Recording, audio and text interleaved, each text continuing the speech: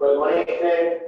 हाँ हमारे एक्सरसाइज की लाइव क्लासेस में आपका स्टूडेंट्स बेटा 14 की एक्सरसाइज पढ़ेंगे आज। तो इसमें आपकी हेडिंग है दो रेखाओं वो चैप्टर था हमारा टेल एंड टेल हेल्प का, और उसमें कुछ दो थोड़े जो है रेखाओं यहाँ पर जो है ये सबको पता है, वो अपन ने वो टेल के मध्य कोण, दो रेखाओं के मध्य कोण, ठीक है। दो रेखाओं के मध्य कोण। अगर पहले अपन सदिश रूप में बात करें, कौन से रूप में? सदिश रूप में। जैसे मान लीजिए कोई रेखा ये एक है, ये दूसरी रेखा है, और ये मान लीजिए आपकी रेखा बेस्ट है L1 यानी कि लाइन बेस्ट, और ये आपकी L2 इसका मतलब लाइन सेकंड, L1 का मतलब लाइन फर्स्ट, L2 का मतलब लाइन सेकंड। अब देखिए इक्वेशन ब्रैकेट फॉर्म में क्या होगी, R equal to A1 plus lambda B1, ठीक है। इसकी क्या होगी, R equal to A2 plus lambda mu B2। यहाँ पे लैम्डा, यहाँ पे म्यू, ये आपकी L1 है और ये आपकी क्या है, L2 लाइन, ठीक है। L1 लाइन ये है, L2। अगर मान लीजिए इनके बीच में एंगल मान लीजिए थीटा है, जो cos थीटा होता है इसका फॉर्मूला, देखिए दोनों के बीच में एंगल थीटा है, cos थीटा इक्वल टू होता है, आपको कुछ भी नहीं करना है। ये B1 वाला वेक्टर है और ये B2 वाला वेक्टर है, ये डायरेक्शन वेलोसिटी को बताता है, यानी कि दिक्कत को बताएगा। B1 और B2, B1 का मैग्नीट्यूड, B2 का मैग्नीट्यूड। cos थीटा का फॉर्मूला ये होता है, हमेशा ध्यान रखना यहाँ पे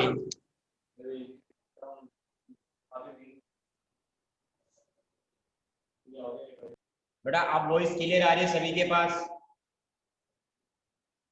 वॉइस अब क्लियर आ रही है? ओके, अब नहीं है ऑन? हाँ, अब दोबारा से देख लो इसको। एक रेखा ये है, दूसरी रेखा ये है, इसको L1 लाइन फर्स्ट, इसको L2 लाइन सेकंड, दोनों के बीच में कोण थीटा, कौन सा रूप, सदिश रूप, दोनों के मध्य कोण ज्ञात करना। इसका समीकरण R बराबर A1 प्लस लैम्डा B1 मान लिया। पहली वाली लाइन है इसलिए 1 और 1 लगा दिया, दूसरी वाली लाइन है 2 और 2 लगा दिया। यहाँ पे लैम्डा ले लिया, यहाँ पे क्या ले लिया, म्यू ले लिया। बात समझ में आ गई? ठीक है। अब यहाँ पे अपन क्या करते हैं, देखिए आपका वैसे फॉर्मूला होता है R equal to A plus lambda, इस बिंदु से तो गुजरती है और ये क्या बताता है, इसके क्या है, समांतर है, मैंने कल बताया था। और आपको पता है कि बी से क्या निकलते हैं, द्विघानुपात निकलते हैं, याद होगा आपको। अरे ऐसे लिखते हैं ना अपन, x minus x1 upon a, y minus y1 upon b, z minus z1 upon c। x1 y1 z1 तो ये बताता है, और b क्या बताता है, द्विघानुपात बताता है। क्या बताता है, द्विघानुपात। हमेशा ध्यान रखना है कोण के अंदर दिक् अनुपात वाला आएगा। कौन सा आएगा, दिक् अनुपात वाला आएगा।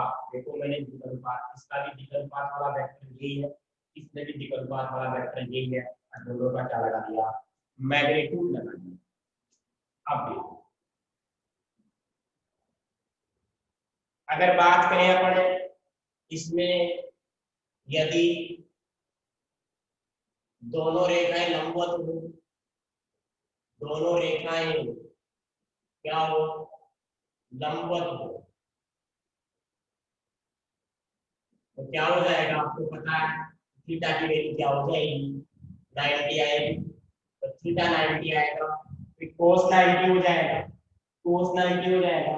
cos 90 की वैल्यू क्या होती है, 0 होती है, यानी कि थीटा 90, तो cos 90 0 हो जाएगा। इस पूरे को मैं उधर मल्टीप्लाई करूंगा तो वो भी सारा 0 हो जाएगा, यानी कि क्या रिजल्ट निकल के आएगा, b1 dot b2 equal to क्या आएगा, 0 आएगा। कब आएगा, जब दोनों रेखाएं क्या हो, लंबवत। नंबर दूसरा केस, यदि दोनों रेखाएं क्या हो, समांतर हो, क्या हो, समांतर हो।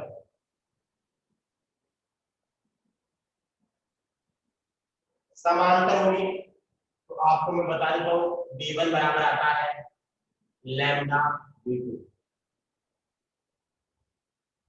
ये तो आपका हो गया कार्तीय रूप। कौन सा रूप, सॉरी वेक्टर रूप हो गया है, सदिश रूप हो गया है। एक बार इसका स्क्रीनशॉट ले लो। अगर मान लो किसमें आ जाए, कार्तीय रूप में आ जाए, तब क्या करेंगे अपन। एक बार इसका स्क्रीनशॉट लो। छोटा सा कॉन्सेप्ट और बचा है, वो करके खत्म हो जाएगा हमारा।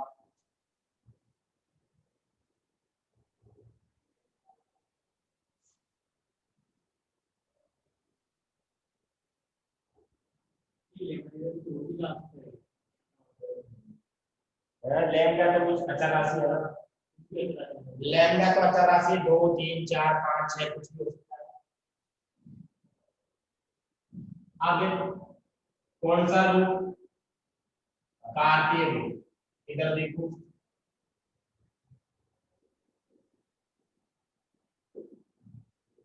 मान लो पहली लाइन है x माइनस एक्स पर upon a1, x minus y one upon b1, z minus z1 upon c1। दूसरी लाइन है x minus x2, y minus y2, z minus z2। ये a2 b2 c2 आएगा कि नहीं आएगा। अगर मान लीजिए दोनों के बीच में कोण थीटा है तो cos थीटा आएगा।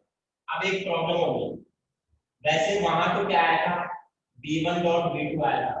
कोई मेरे को बताएगा, जैसे मान लो आप r बराबर a प्लस लैम्डा b लिखते हो, इसका मतलब क्या होता है, इस बिंदु से तो गुजरती है और इसकी क्या होती है, समांतर। और जो समांतर होती है वो क्या बताते हैं, विकल्पात बताते हैं। बताते हैं या नहीं बताते। जो समांतर होती है वो क्या बताते हैं, विकल्पात।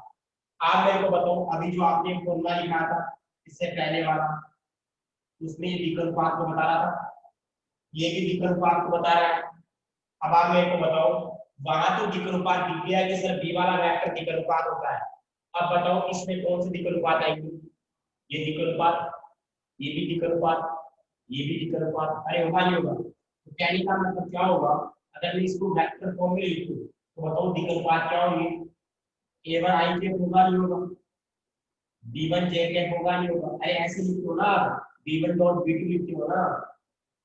नहीं समझ में आया, दोबारा समझाता हूँ।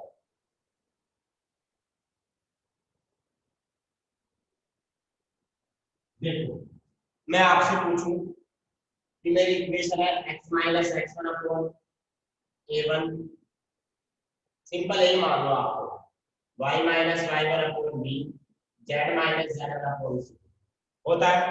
अब r बराबर आप क्या लिखते हो, a प्लस लैम्डा b लिखते हो, लिखते हो। यहाँ पे a क्या होता है, a क्या होता है मेरे को बताओ, x1 y1 z1 होता है, यानी कि x1 i के लिखते हो, लिखते हो। अरे लिखते हो क्या, लिखते हैं। b क्या होता है, ये नीचे वाले होते हैं, a i cap, b j cap, c k cap, यही तो बोल रहा हूँ मैं। अब आप मेरे को वैसे बताओ, जो ये b वाला होता है, अगर एक बार मैं b1 ले लूं और एक बार क्या ले लूं, b2 ले लूं, तो यहाँ पे भी एक बार ये देखो, एक बार b1 ले लिया, एक बार b2 ले लिया। आपको पता b किसको बताता है, विकल्पात को बताता है। अब इसके विकल्पात क्या है, a1 i के, ये होंगे नहीं होंगे, जैसे इसके विकल्पात क्या थे, a i के, b j के, c k के, इसके क्या हो जाएंगे, a1 i के, होगा कि नहीं होगा, प्लस b1 j के, c1 k के, डॉट आएगा a2 i के, ऐसे रहेगा b2 j के। वो नीचे अभी लिखा था ना मैंने, b1 dot b2 upon b1 का मैग्नीट्यूड, और क्या लिखा था, b2 का मैग्नीट्यूड लिखा था। अब b1 का मैग्नीट्यूड का मतलब इसका मापांक आएगा, तो इसका मापांक क्या हो गया, a1 का स्क्वायर, b1 का स्क्वायर, c1 का स्क्वायर आएगा। तो यहाँ पे मापांक क्या आएगा, a2 का स्क्वायर, b2 का स्क्वायर, c2 का स्क्वायर। तो आपको ऐसे नहीं करना है, मैं तो फॉर्मूला बनाया मैंने। अब आप मेरे को बताओ a1 को A2 से मल्टीप्लाई करेंगे, डॉट करेंगे, B1 को B2 से, I का I के साथ होगा, J का J के साथ होगा, तो डायरेक्ट लिख रहा हूँ, क्या लिख रहा हूँ, डायरेक्ट लिख रहा हूँ, क्या लिख रहा हूँ, A1 into A2, B1 into B2, C1 into C2। ये वाली बात समझ में आ गई सभी के? एक बार बताओ देखो मेरे को। अरे मैंने विकल्पात को लिया यहाँ पे, देखो ये वाली बात समझ में आ गई क्या? एक बार यस और नो में कमेंट करके बताओ, ये वाली बात समझ में आ गई क्या?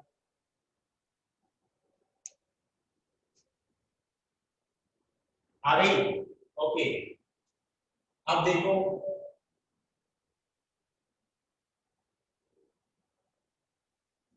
अगर ये वाली बात समझ में आ गई आपके, यहाँ देखेंगे अपन, इसको एक बार ऐसे भी समझ सकते हैं हम, जैसे इसके विकल्पात क्या है, एक बार दोबारा सुनिए, इसके विकल्पात क्या है। वैसे फॉर्मूला क्या होता है आपका, cos theta b1 dot b2 होता नहीं होता है, b1 का मैग्नीट्यूड b2 का मैग्नीट्यूड, ये तो होता है फॉर्मूला। अब मैं देखो b1 का मतलब क्या होगा, यहाँ पे बताओ b1 का मतलब, पहली वाली लाइन का विकल्पात, b1 का मतलब वहां पे क्या था, पहली वाली रेखा के विकल्पात। अब बताओ इसके विकल्पात क्या है, वही तो है a1 i के, b1 j के, c1 k के। अब बताओ b2 का मतलब क्या है, दूसरी रेखा के विकल्पात, यानी कि a2 i के, b2 j के, c2 k के। और b1 का मैग्नीट्यूड का मतलब, इसका मैग्नीट्यूड a1 का स्क्वायर b1 का स्क्वायर, इसका वाले क्या होगा, इस वाले का मैग्नीट्यूड। अब इनको डॉट प्रोडक्ट करवाएंगे, यही तो आएगा। अब समझ में आ गया होगा आप लोगों को? हाँ। अब देखो यहाँ पे केस है, यदि रेखाएं लंबवत हो, थीटा का मान कितना होगा, 90 होगा। जब 90 होगा तो आपको बताइए cos 90 जीरो हो जाएगा, cos 90 जीरो होगा तो नीचे वाला सारा उधर जाके जीरो हो जाएगा, तो क्या बचेगा, a1 a2 plus b1 b2 plus c1 c2 बराबर क्या आएगा, जीरो आएगा, टू आएगा। अरे आएगा कि नहीं आएगा, आएगा। यदि रेखाएं समांतर हो,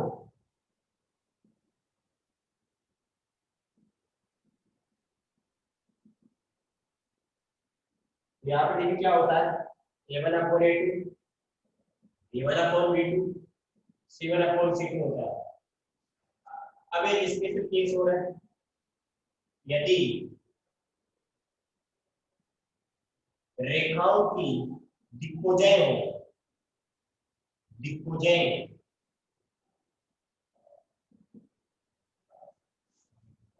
रेखाओं की दिग्भुजय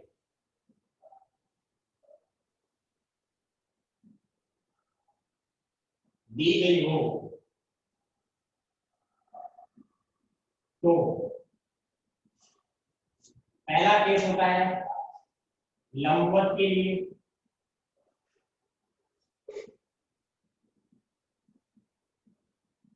उसके लिए थीटा कितना हो जाएगा, 90 हो जाएगा। होगा कि होगा, चलो एक बार इतना स्क्रीनशॉट ले लो।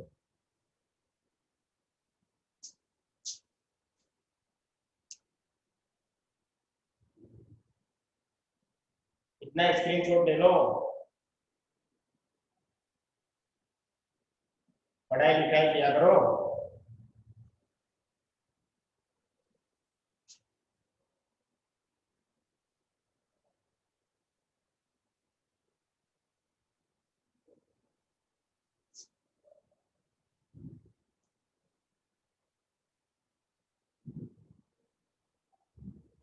आप मेरे को बताओ, आपके पास ये फॉर्मूला है, ये वाला फॉर्मूला, cos थीटा बराबर क्या था, a1 a2 b1 b2 c1 c2 था, a1 का स्क्वायर b1 का स्क्वायर c1 का स्क्वायर, और क्या था, a2 का स्क्वायर b2 का स्क्वायर c2 का स्क्वायर था। आपको पता है एल की वैल्यू क्या होती है, a upon a square plus b square plus c square, ऐसे एल की वैल्यू भी होगी, नहीं होगी, नहीं होगी, अगर यहाँ पे 1 हो जाएगा तो यहाँ पे सब में 1 हो जाएगा, अगर यहाँ पे 2 हो जाएगा तो सब में क्या हो जाएगा, 2 हो जाएगा।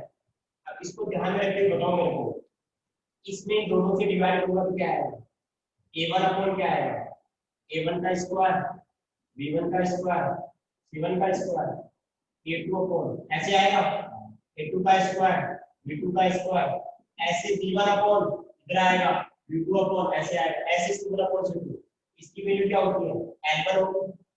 अरे देखो जाएगा ना l1, ये क्या होगी, l2 होगी, ये क्या होगी m1, अब ये क्या होगी m2। तो मैं क्या बोल सकता हूँ, इसको और क्या बोल सकता हूँ, अलग अलग डिवाइड करेंगे, l1 l2 m1 m2 n1 n2 cos theta.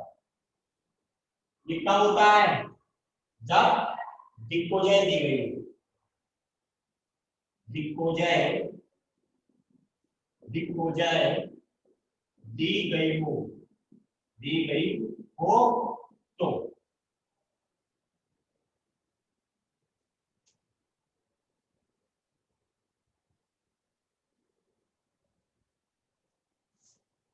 यहाँ पे यदि रेखा लंबवत हो क्या हो जाएगा फॉर्मूला,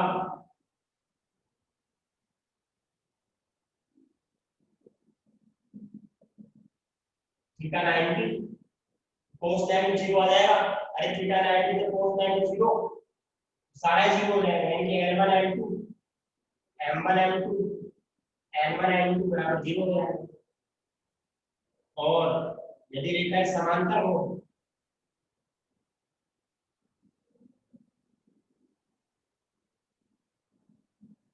क्या होगा, L1 upon L2 M1 upon M2 और N1 अपॉन N2। बस इतना स्क्रीनशॉट ले लो, क्वेश्चन नंबर 1 निकालो सभी स्टूडेंट्स, स्क्रीनशॉट ले लो, क्वेश्चन नंबर 1 निकाल लो, हो गया काम।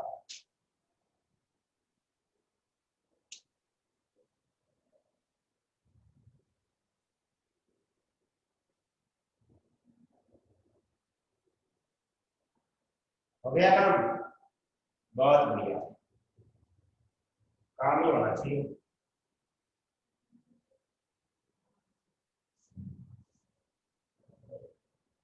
हो गया है।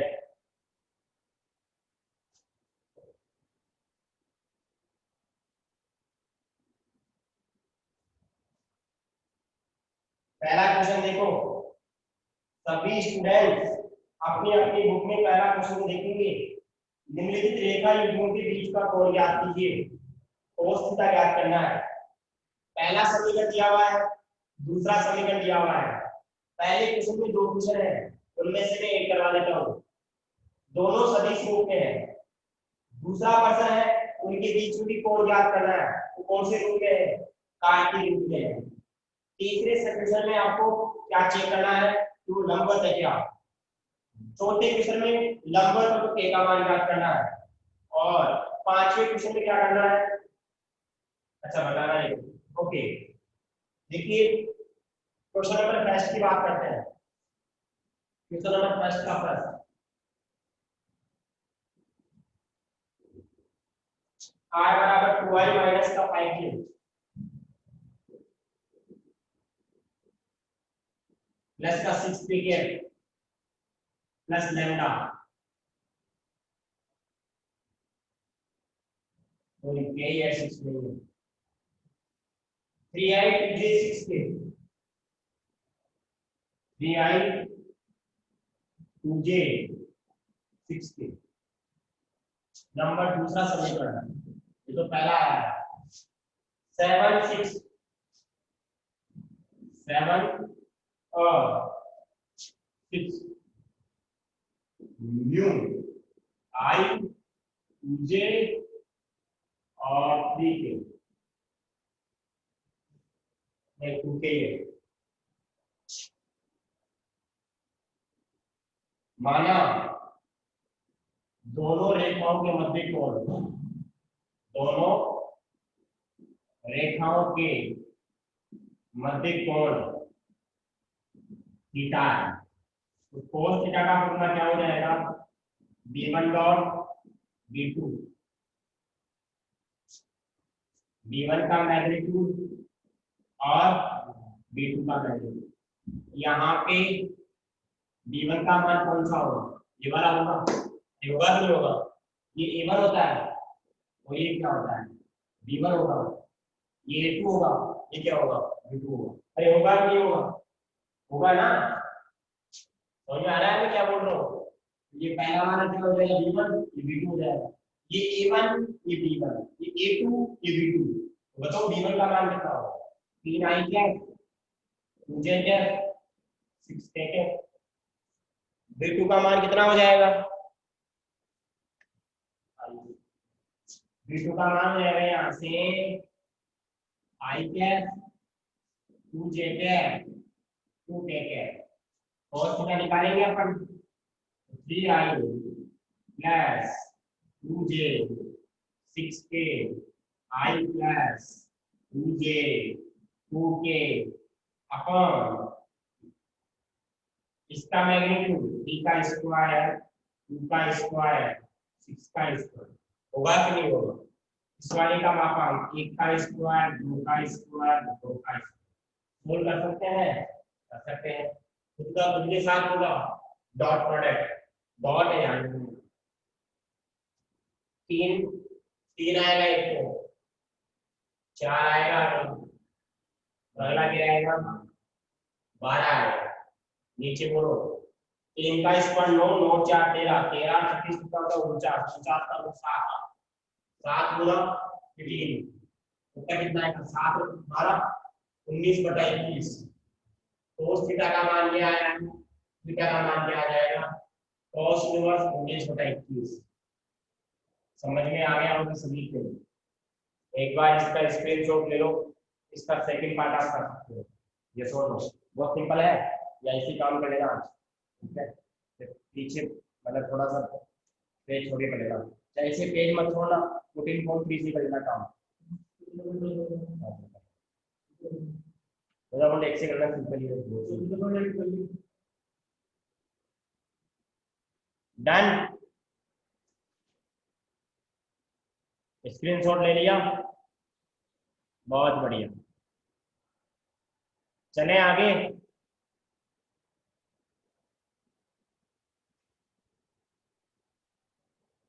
अरे क्या हुआ, एक का ही आंसर आया है। डन सर, और कहाँ गए? हाँ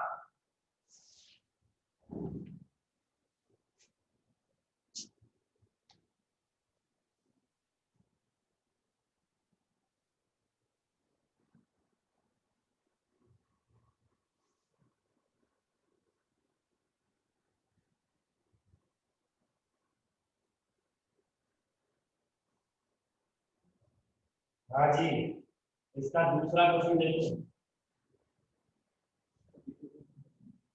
x minus 2/1, y minus 1/5, z plus 3/-3। एक समीकरण तो ये है, दूसरा समीकरण और है।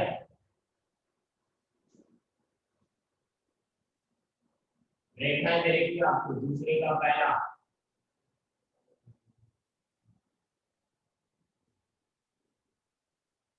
रेखाएं दे रखी है ना, दूसरे का पहला। ठीक है, दूसरा समीकरण क्या दे रखा है? y प्लस नहीं, x प्लस 2/-1, y माइनस 4/8 और z माइनस 5/4।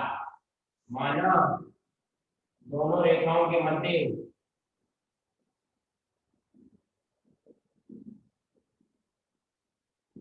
कोण थीटा है।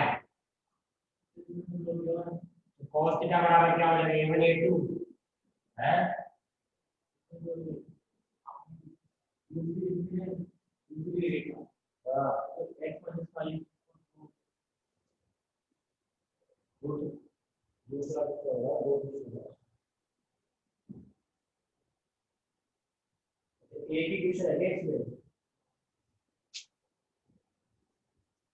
क्वेश्चन चेंज है क्या बेटा?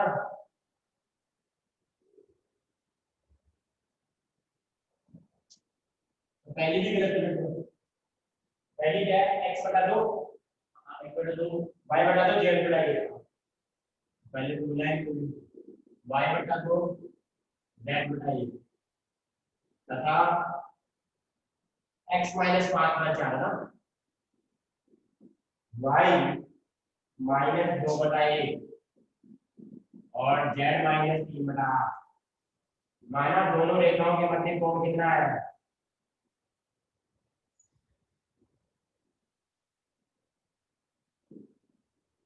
कोण थीटा है। C1 C2 A1 का स्क्वायर B1 का स्क्वायर C1 का स्क्वायर A2 का स्क्वायर B2 का स्क्वायर C2 का स्क्वायर। अरे कार्तीय रूप में है तो कार्तीय रूप वाला फॉर्मूला लगेगा ना। बताओ यहाँ पे A1 B1 C1 की वैल्यू क्या है? A1 B1 C1 क्या है? विकल्पात।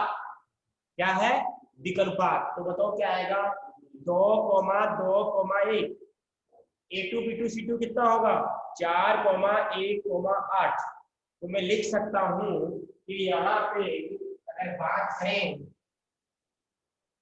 A1 B1 C1 की वैल्यू होगी 2, 2, 1 तथा A2 B2 और C2 की वैल्यू होगी 4, 1, 8। क्या आप सोल्व कर सकते हो इस क्वेश्चन को? अरे अब तो कर लोगे, मान ही तो रखना है। होगा कि नहीं होगा? बिल्कुल होगा। अगला क्वेश्चन देखो, तीसरा। सभी स्टूडेंट्स अपनी अपनी बुक में तीसरा क्वेश्चन देखेंगे। दर्शाइए कि बिंदु से होकर जाने वाली रेखा बिंदु से होकर जाने वाली रेखा पर लंबवत है। कितने बिंदु दिए रहते हैं अपने को? 4। 4 बिंदुओं से कितने रेखाएं बनेगी? 2। शुरू के 2 बिंदुओं से एक रेखा बन जाएगी, भाई 2 बिंदुओं से गुजर रही है। लास्ट के 2 बिंदु से क्या बन जाएगी? दूसरी रेखा बन जाएगी। अपने को चेक करना है कि वो दोनों रेखाएं क्या है? लंबवत है क्या? तो बताओ कैसे करेंगे? आप मेरे को बताओ। तो प्रश्न नंबर 3 है, उसमें मान सकते हैं, माना दिए गए बिंदु पहले वाली को क्या मान लेते हैं अपन? A मान लेते हैं। दूसरे वाले को B मान लेते हैं। तीसरे वाले को C मान लेते हैं। चौथे वाले को D मान लेते हैं। मानेंगे नहीं मानेंगे? बिल्कुल मानेंगे सर। पहले वाले को A मान लेंगे, दूसरे वाले को B मान लेंगे, तीसरे वाले को C मान लेंगे, चौथे वाले को D। तो पहले A वाला बोलते क्या है? A वाला बिंदु है 1, -1, 2। क्या है? 1, एक बार चेक तो कर लेना सही है क्या। दूसरे वाला B क्या है? तो B वाला बिंदु है 3, 4, -2। ये भी सही होना चाहिए। C वाला बिंदु क्या है? C की बात कर लेते हैं 0, 3, 2। और तथा तो D वाला बिंदु है, लास्ट वाला बिंदु है, वो क्या है? 3, 5, 6। ठीक है, इतना सिंपल क्वेश्चन है ये। 3, 5, 6।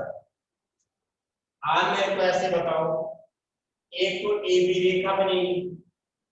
आपको ये चेक करना है ए बी रेखा यानी कि ए बी रेखा और जो सी की रेखा है वो आपस में लंबवत है क्या, ये चेक करना है। अब आप मेरे को ऐसे बताओ, ये कार्तीय रूप में बिंदु दे रखे हैं या सदिश रूप में दे रखे हैं? जो बिंदु दे रखे हो, अरे जो एक्स वाई जेड होता है वो कौन सा रूप होता है? कार्तीय रूप होता है। अगर आई जेड के कैप देता तो वो क्या होता? सदिश रूप होता। बताओ कैसे करेंगे इस क्वेश्चन को? कोई बताएगा कैसे करेंगे इस क्वेश्चन को? अगर मैं ए बी के विकल्पात निकाल लूं, ए बी के विकल्पात कैसे आएंगे? 2 बिंदुओं से गुजरने वाली रेखा के विकल्पात कैसे निकालते हैं? 14.1 में पढ़ा था।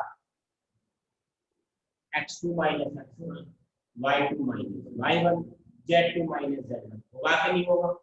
बिल्कुल होगा। दूसरी रेखा है CD के विकल्पात निकाल लेंगे, x2 minus x1, y2 minus y1, z2 minus z1।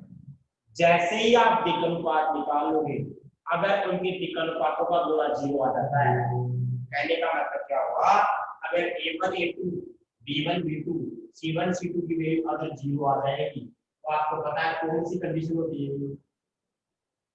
अगर 0 आता है तो कौन सी कंडीशन होती है, अरे लंबवत की होगी ना, दिखाई था क्या कंडीशन, अगर रेखा लंबवत हो तो इसको 0 किया था, cos का 0 हो गया था, इसका sin 0 हो गया था। तो ये कंडीशन 0 कब आती है, जब दोनों रेखाएं क्या होती है, लंबवत होती है। तो अपन क्या करेंगे, इस क्वेश्चन में AB रेखा के विकल्पात निकालेंगे, AB रेखा के विकल्पात। ठीक है, AB रेखा के विकल्पात क्या आ जाएंगे, आपको बता देता हूँ। AB रेखा के विकल्पात क्या आएंगे, पहले वाले को A1 मान लेंगे, x2 माइनस x1 हो जाएगा। बताओ कितना आएगा, 3 माइनस 1 कितना हो गया, 2 आ गया।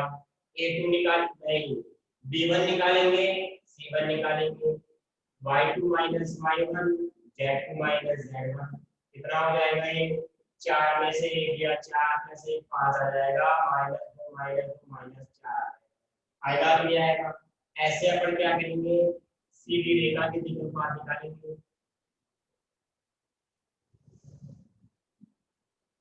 A2 आ जाएगा, B2 आ जाएगा, C2 आ जाएगा। मैं डायरेक्ट लिखूंगा, D में से C को माइनस करेंगे, 3 माइनस 0 3 आ जाएगा, 5 माइनस 3 कितना आ जाएगा, 2 आ जाएगा, 6 माइनस 2 कितना आ जाएगा, 4 आएगा, नहीं आएगा। A1 आ गया, B1 आ गया, C1 आ गया, A2 आ गया, B2 आ गया, C2 आ गया। एक बार इसका स्क्रीनशॉट लो सभी स्टूडेंट्स इसका स्क्रीनशॉट लो।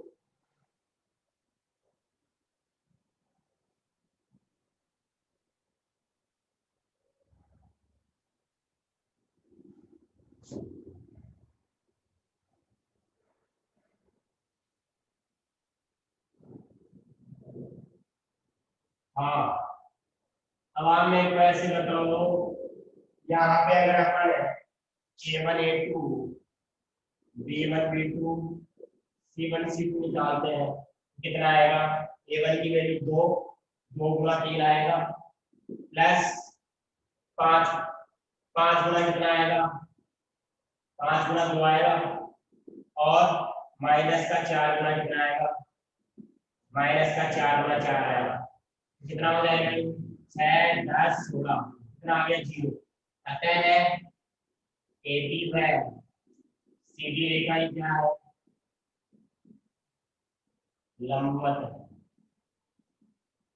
यही तो आपको सिद्ध करना था। अगर A1 A2 B1 B2 C1 C2 0 आता है तो क्या होती है, लंबवत होती है। अरे पढ़ना स्टार्ट कर दो, ऐसे क्या करते हो आप लोग, कुछ भी आंसर नहीं देते।